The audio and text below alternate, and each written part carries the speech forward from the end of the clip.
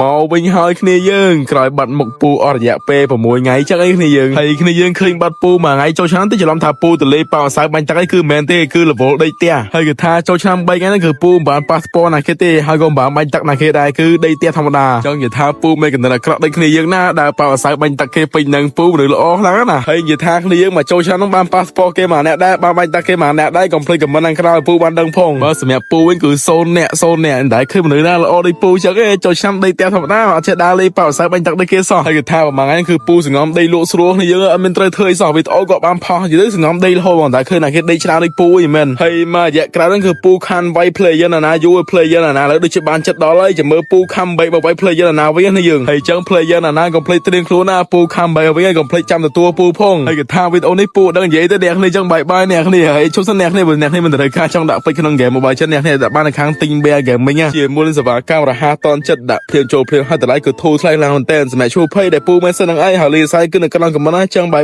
អ្នកគ្នា